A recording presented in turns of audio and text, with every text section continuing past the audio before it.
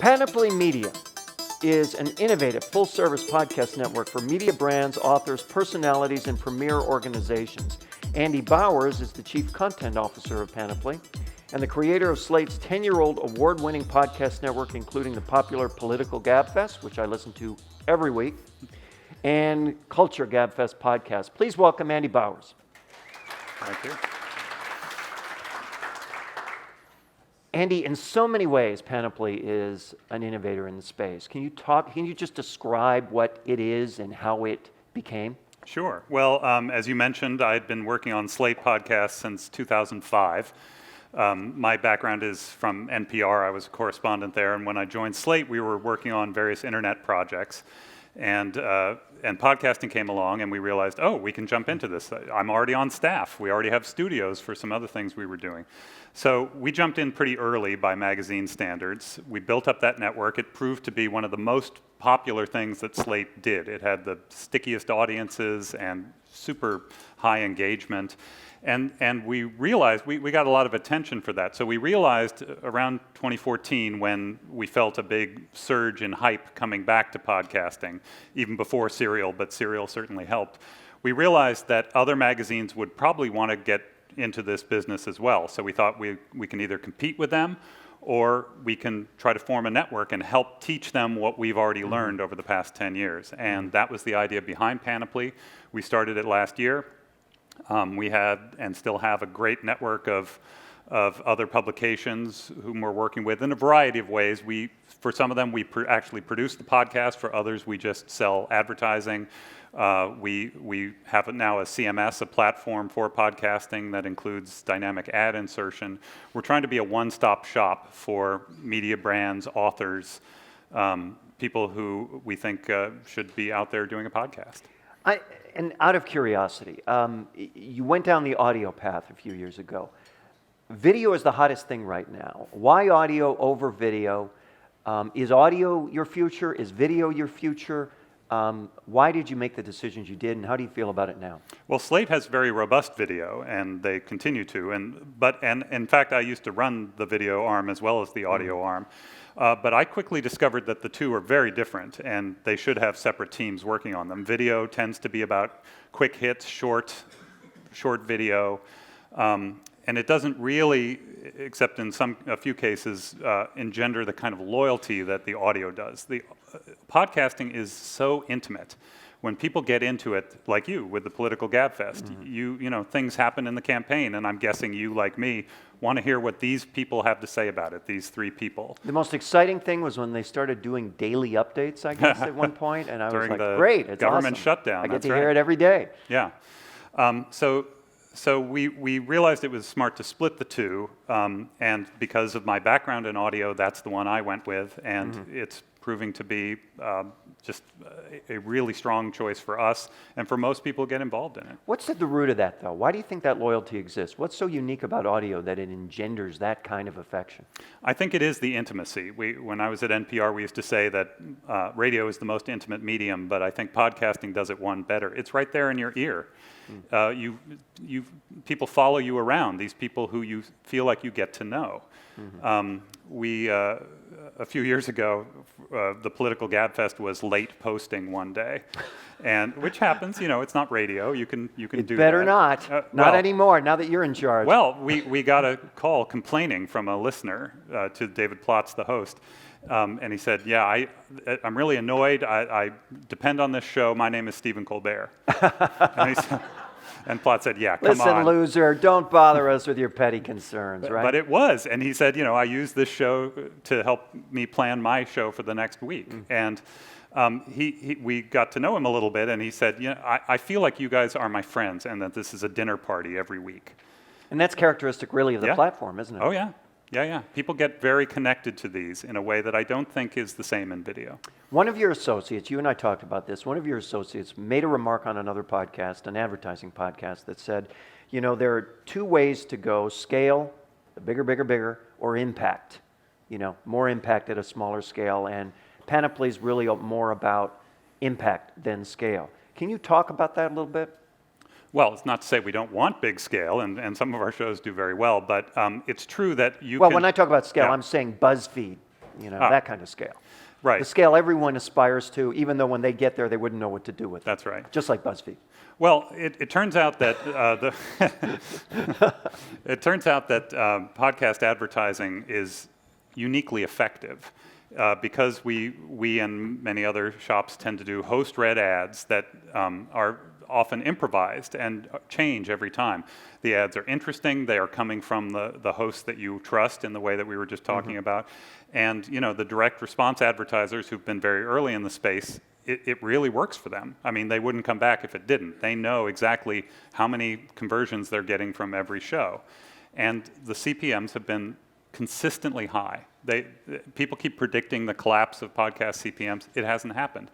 It may someday. I'm knocking wood that it won't. Oh, no wood here.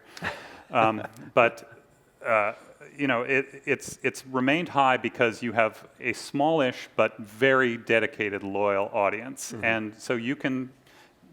And because podcasting is also a niche medium, you can target, the top people in various fields who are listening to a certain podcast, and so it works. Can you quote any numbers, performance numbers, in terms of just how well some of that direct response stuff works? Well, it might not surprise you to learn that they don't tell us exactly how well it works, because if we knew, we'd that would charge give you them leverage? more. That's right. But that tells me already you're underpricing. Probably. But the fact that they come back is good enough for us. Now, direct response is, as everyone knows, is kind of a small portion of the ad dollar. Yeah. What about the rest? What's keeping you from getting the rest, or what has to happen in order to enable you to get a shot at the bigger part of the pie? Well, we are already doing that. That's a big focus of Panoply, is to expand the number of brand advertisers in the space. And we've had a lot of success with that already with several car companies. We did a big program with Acura a couple of years ago where they sponsored a whole nationwide tour of the GabFests. Had cars available for test drive out in front of the theaters, and this kind of splashy event has been very interesting to brand advertisers. We're also starting to get more just doing host-read ads, but there's also a whole other element that we discovered quite happily to our surprise last year when we launched Panoply, which is custom podcasts. That is, podcasts made for brands, and we've set up a whole separate unit to do that, and that seems to be one thing they're very interested in. I want to go down that path with you, but first I want to understand, why a separate unit? A separate unit because we are born from Slate, which is a journalistic organization. Slate has been a pioneer in custom print content, but we keep a firewall between the two. So if you go to Slate, you will see on the homepage Slate articles and then clearly labeled sponsor content, which is high quality content, but it is, Slate is not editorially in charge of that.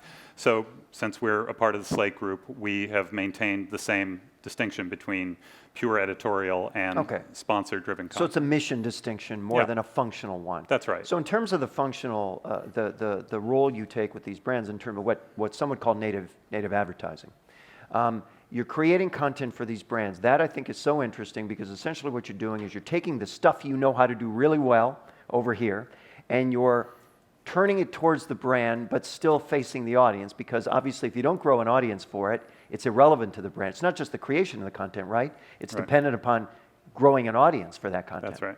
So talk about some of the types of content you create for brands, how you do it, and what you do. Well, this one is kind of an exception, but it's been our biggest project for a brand, so I'll talk about it. Last year, GE came to us and said they were interested in taking this franchise that they had on television in the 50s called GE Theater, which was high-quality drama. And they said they want to update it for this century, and they wanted to call it GE Podcast Theater. And they had an idea for an original science fiction drama, a serialized story. And they said, can you produce this for us? And audio drama has been a lifelong passion for me, even though it's been fairly dead in this country. Not for some of the people in this room. Well, yes, I know. I've met some of them, and I think that's great. But on the radio, it's been fairly scarce. Yes. Unlike, say, the UK, where it's still quite vibrant. That's true. So I was very excited about doing this. So we gladly took on the production. We hired a writer and actors and created this 8-part series, and it became the top podcast in America for a time. So it was a huge success, and GE's name is not mentioned at all in the whole thing, except at the end where it says GE Podcast Theater. It was kind of an audio verite, a faux podcast that gets into very scary territory. And we were thinking, could we That's pull why off... it's the other division. Yeah. Well, no, this one, because it was not editorial in any way, I mean, it wasn't journalism, it was fiction. So that one kind of straddled the two. Okay. But we were thrilled with the way that turned out. So they wanted that. What was their business goal in that? You'd have to ask them specifically, but my impression When they was, came back to you and yeah. said, job well done, how are they gauging that? Well, it got a lot of attention for innovation, and it was extremely innovative. Which is their theme. Yeah, exactly. I see. They have a long history of doing innovative advertising, and this wasn't even advertising. It was a good story, and I think it reflected Which is the well best on that. advertising. Yeah, exactly. So are you doing this for other brands as well? We're not doing drama, but we're Right. doing podcasts for a lot of other brands. There's one that's about to launch from Purina, which is about dogs. It's with Brian Hare, who's a dog expert. And it's, similarly, it's very journalistic. It is a look into the neuroscience of how dogs' brains work. And it's fascinating. And it's, Purina is the creator, is the author of it, but we worked with them on that. And we've done great. work for a lot. We've done companion podcasts for Netflix, for HBO, for Amazon, a lot of things like that. So in those kinds of projects, who pitches whom? Did people come to you? Do you go to the client? How does it work? They often come to us. There's a lot of awareness all of a sudden about the efficacy of podcasting and the high profile it's gotten in recent years. And a lot of people are interested in doing it. And what differentiates then Panoply from other podcast networks in that regard? Why go to you over somebody else? Well, I think we have the longest track record working with brands in this kind of thing. Other shops are starting to do it. They've been doing it for a little while, but I just think we do it best. Sorry. An excellent answer.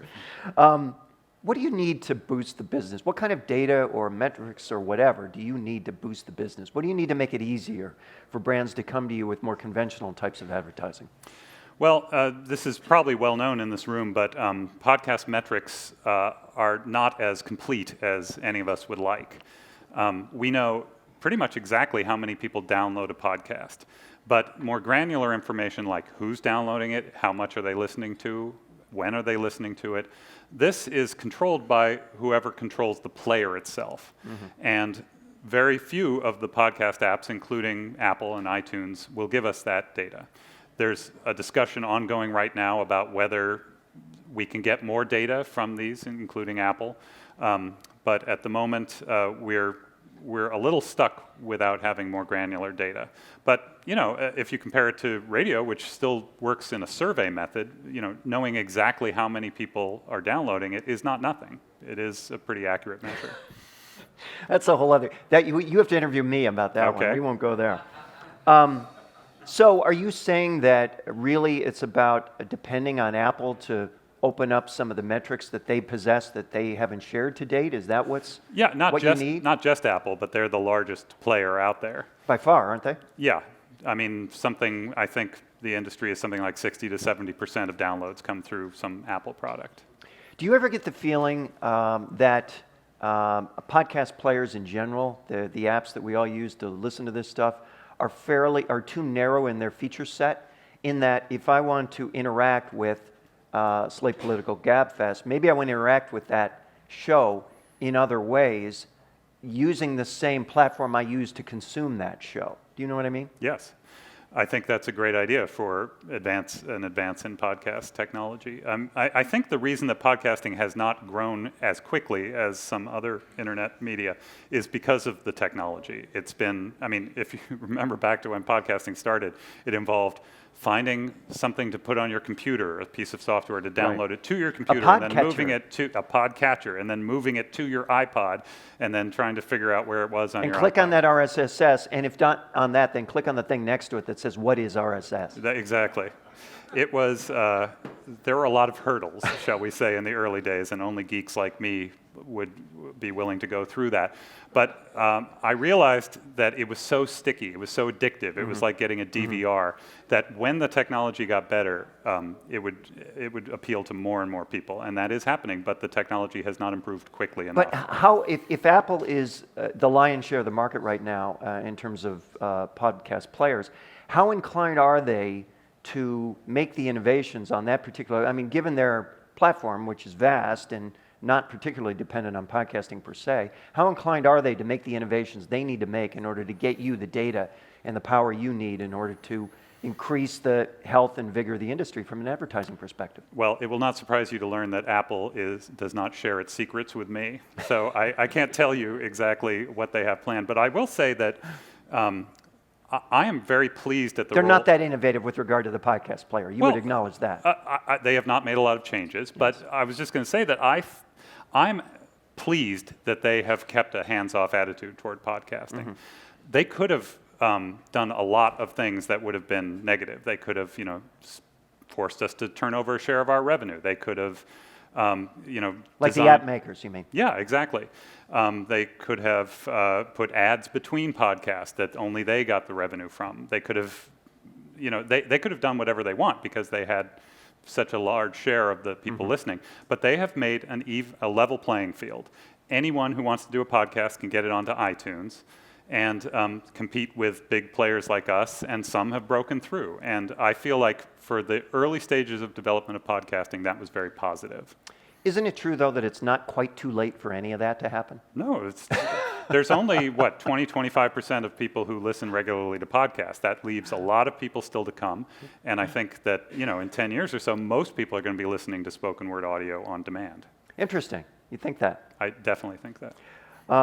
Where does that leave the platforms that they go to now for that, just in terms of a diminishing and aging audience, in your view? Yes. Okay. I come from radio. I love radio. I don't mean to disparage radio. It's very great for a lot of things, and its simplicity is something I envy with all this technology we were talking mm-hmm. about. But I do think that in every other realm, think about it, every other realm of content now, people are used to on-demand. Mm-hmm. And spoken word audio, music is already well out of the gate too, but for spoken word audio, we've lagged behind. And I think it's just inevitable. It was interesting yesterday, Anya from NPR showed some data where, if I think I'm getting this right, where half of the number of listeners to NPR content across all platforms over the age of 50 is equal to the number of listeners across all platforms under the age of 35. Are those the right numbers? So they're the same on both. Clearly, they're not the same when it comes to broadcast. They're the same across all platforms. Is that the kind of evolution you're talking about? Yes, I think younger people are the ones who are most used to content on demand, and I think that a lot of them are just not even developing a radio habit or a print newspaper habit or any of the old analog ways of getting content out there. Doesn't mean they're not interested in high quality content. It just means they want to get it in a different way. If you were at in the driver's seat at let's say a broadcast group, someone who built their foundation on broadcast, what would be your strategy going forward? Well, first is make sure that everything is available on demand. And a lot of places have done that. NPR's done that quite well.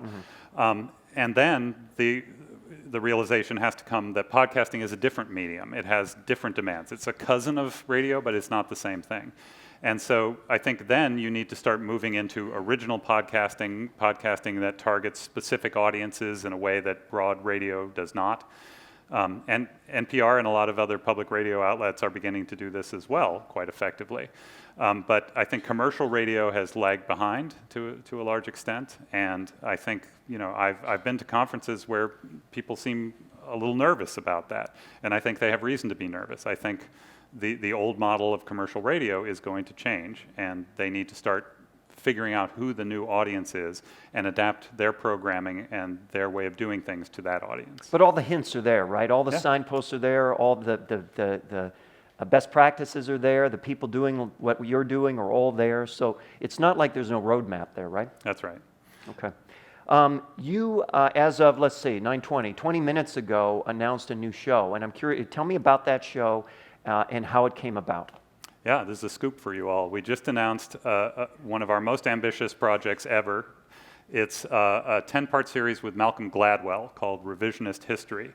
And it's an idea that he came up with and came to us with it and said, I want to do this instead of writing for the next few months. I want to put all my effort into this. That's a big deal for him. It is a big deal for him, yeah. And he created this absolutely fascinating podcast, which goes back, each episode goes back to some moment in history, either recent or distant history.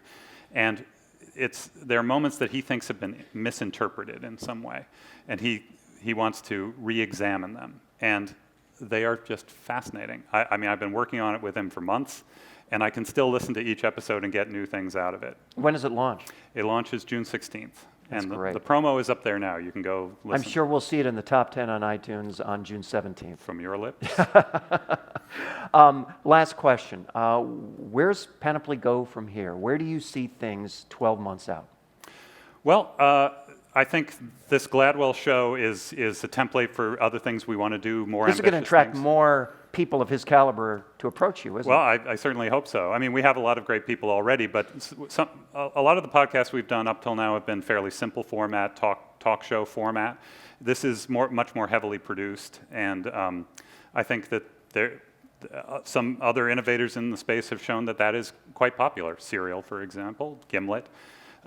So I think we'll be putting more resources into that, but certainly more custom native advertising, because with the resources that these brands have, we can do really interesting shows that are just every bit as good as anything else out there. This is one of the things that I think that you guys have really captured that is so important that people need to understand, which is every time you do something like GE Theater, every time you do something like Malcolm Gladwell, it attracts more things like that, right? You become a magnet for other brands and for other personalities and talents because of what you've already done. So in other words, you can't start cold, right? Once you get rolling, when you start doing things that are that monumental, it attracts other monumental things. And the phone starts ringing, right? It does indeed. And I mean, the first thing I'll say to people is, do you know how much time Malcolm spent on that show? Are you willing to do it? If you are, then let's talk. None of this is easy, but all of this is worthwhile, right? I think that's exactly right. Everybody, please thank Andy Bowers from Panoply. Thank you.